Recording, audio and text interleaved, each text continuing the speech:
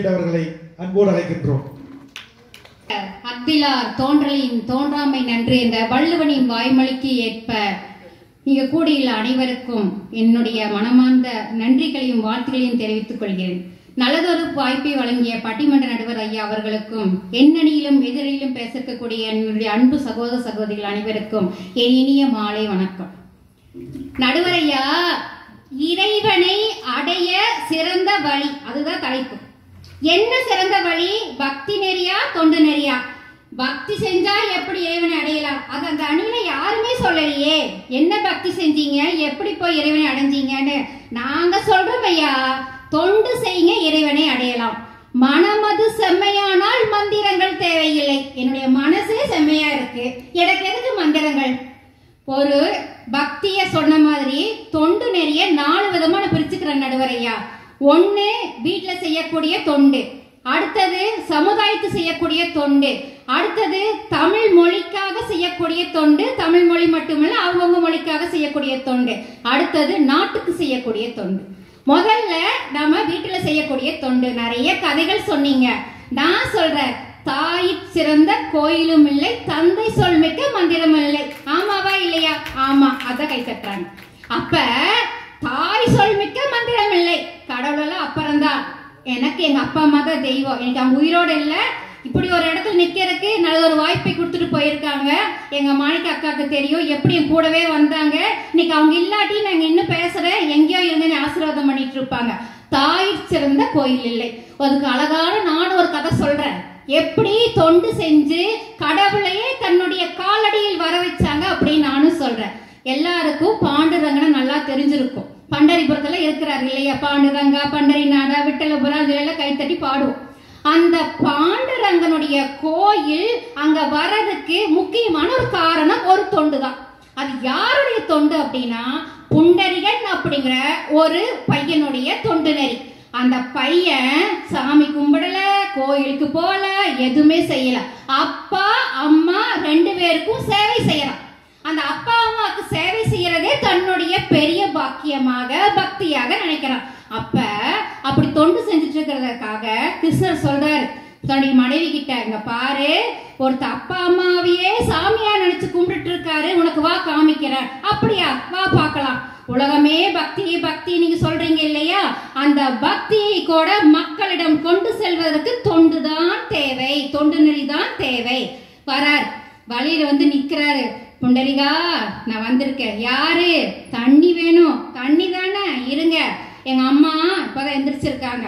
புண்டரிகா, நான் வந்திருக்கேன், அம்மாக்கு சாப்பாடு கொடுக்கறேன், அப்பாக்கு காலாமத்தர. இப்படியே சொல்றாரு. மழை வருது, கொட்டுது, தண்ணி சேரு சகது. புண்டரிகா, நிக்க முடியலப்பா, தண்ணியாவது குடு. நிக்கதான முடியல. உள்ள இருந்து இப்ப செங்கலை தூக்கி வெளியில வீசுற அந்த பையன். அந்த நேரம் நின்னுக்கோ, எங்க அப்பா அம்மாக்கு எல்லா சேவையும் முடிச்சுட்டு எல்லா தொண்டு செஞ்சுட்டு கடைசியா வருவேங்கிறார்.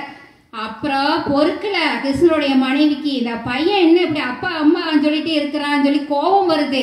ஆனா கடைசியா அப்பா அம்மாக்கு எல்லாம் செஞ்சு தூங்க வச்சுட்டு வெளியில வந்து எட்டி பாக்குறாரு. அந்த செங்கல் மேல சாமி நின்னுட்டு இருக்கார். அப்படி நின்றுட்டு இருக்கிற சாமி பார்த்து அந்த அவர் சொல்லல, சாமி சொல்லல, ஒரு பக்தனுக்காக சாமி சொல்லல, மனைவி சொல்றாங்க, கடவுள் தெரியாம அப்பா அம்மாக்கு இப்படி சேவை செஞ்சுட்டு இருக்க நீயே அப்படின்னு. அப்படியா இருந்தாலும் என்ன, எனக்கு எங்க அப்பா அம்மா தான் முக்கியம், அவங்க செய்யக்கூடிய தொண்டு தான் முக்கியம். உன்னுடைய தொண்டு நெறியை உலகத்துக்கு காட்டவே நான் இங்க வந்தேன். அந்த கடவுள் கூட அந்த பையன்கிட்ட மண்டியிட்டார் அப்படின்னா அதுதாங்க தொண்டு நெறி, இறைவனை சென்றடையக்கூடிய வரி. அவரு பக்தி செஞ்சு போகல, அப்பா அம்மாக்கு சேவை செஞ்சது இறைவனை அடைந்தார். இதைதாங்க தலைப்பு. என்ன செஞ்சு நீங்க இறைவன் அடைஞ்சீங்க? நாங்க தொண்டு செஞ்சு இறைவன் அடைஞ்சோம். அப்படி செங்கல்ல நின்னங்காட்டிக்குதான் இன்னைக்கு அந்த பண்டரிபுரம் கோயில் போனவங்க எல்லாருக்குமே தெரியும், சாமி செங்கல் மேலதான் நின்றுட்டு இருக்க. வாடிய பயிரை கண்ட போதெல்லாம் வாடினேன் வள்ளலார் சொன்னார். ஐயோ, சாமி கும்பிடல, சகஸ்ரநாமம் படிக்கல, பாராயங்கள் படிக்கல, அதனால நான் இறைவனை அடையலன்னு சொல்றார். ஒரு பயிர் வாடுதா, அதை பார்த்து நான் கஷ்டப்பட்டேன், அதை பார்த்து வருத்தப்பட்டேன், அதுக்கு ஒரு தொண்டு செஞ்சேன், அதனால நான் இறைவனை அடைந்தேன். அதுதாங்க தொண்டு நெறி. தொண்டு பத்தி நிறைய சொல்லிட்டே போகலாம். இன்னைக்கு இந்த கோயில் கட்டியிருக்காங்க, பக்தி ஒரு பக்கம் தள்ளி வச்சிடலாம், யாரையும் குத்தம் குறைகள் சொல்லல. நம்ம குருசாமி ஐயா உட்கார்ந்துருக்காரு. நம்ம சபரிமலையிலே 55 வருஷங்கள் போன சாமி என்னன்னு பத்தி நம்ம ஐயாக்கு நல்லா தெரியும் இல்லைங்க ஐயா? சாமி என்னங்கிற குருசாமி நம்ம ஐயப்ப சாமிக்கே ஆராட்டு விழாவை தன்னுடைய தொண்டு மூலமாக தான் கொண்டு வந்து இறைவனை அடைந்தார் என்றால் அதுதாங்க தொண்டு நெறி. அப்படிதாங்க அவர் இறைவனுடைய ஐயப்பனுடைய அருளை அடைந்தார். அந்த சாமி என்ன பக்தி கொண்டவர் கிடையாது அப்படிங்கிறது எல்லாருக்குமே தெரியும். அவர் ஐயப்ப சாமி பக்தரே கிடையாது. முன்னாடி அவங்க தம்பி தான் கோயிலுக்கு போயிட்டு இருந்தார்.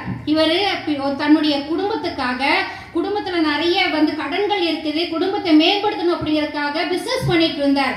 அப்படிப்பட்டவரு தன்னுடைய கொள்கைகள் மூலியமா, தொண்டு மூலியமா தான் அவரே போய் அங்க மாத பூஜை, மகர விளக்கு இதெல்லாம் தான் நடந்துட்டு இருந்துச்சு ஐயப்ப சாமி கோயில. அந்த சாமிக்கே தன்னுடைய தொண்டு மூலமா சாமிக்கே ஒரு விழா செய்யணும் அப்படின்னு கொண்டு வந்து இறைவனுடைய பக்தியை அடைஞ்சதற்கு என்ன காரணம் அப்படின்னா அவருடைய தொண்டு தான். ஆராட்டு விழான்னு என்ன அப்படின்னு யாருக்குமே தெரியாது. அதை செஞ்சாரு அப்படின்னா இறைவனை அடைவதற்காக அவர் செய்த அந்த தொண்டு நெறிதான். நான் முதல்ல சொன்னேன், மனசு சுத்தமா இருக்கும் போது நமக்கு எதுக்கு சாமி. இன்னைக்கு கொரோனா காலத்துல எடுத்துக்கலாம், எத்தனை பேரு காசு பணம் இருக்கிறவங்களா நீங்க காசு பணம் இருக்கிறவங்களா எல்லாமே செஞ்சீங்க. யாரு சமுதாயத்துக்கு எல்லாத்தையும் செய்ய முடியும்னு எண்ணங்களே தூய்மையாக வச்சுக்கிட்டு வந்தாங்களோ, யார் தொண்டு நெறியாது உதவி பண்ணாங்களோ அவங்க தான் செஞ்சாங்க. சின்ன உதாரணம் சொல்ற நடுவர்களே, கொரோனா காலத்துல ஒரு ஆள் உயிருக்கு போராடிட்டு இருக்க, ரொம்ப கஷ்டப்பட்டுட்டு இருக்க. போன் மேல போன் ஒரு டாக்டருக்கு. டாக்டர் வேற வந்துடுறேன் அப்படின்னு சொல்றாரு. கடைசியா கோவம் அந்த ஆள் சொல்றாரு, எப்ப வருவ, என் பையன் கஷ்டப்பட்டுட்டு இருக்கா அப்படிங்கிறார். இதோ வந்துடுறேன் ஓடி வரார், ஓட்டமும் நடியுமா ஓடி வரார். ட்ரீட்மெண்ட் கொடுத்துட்டு வெளியில வர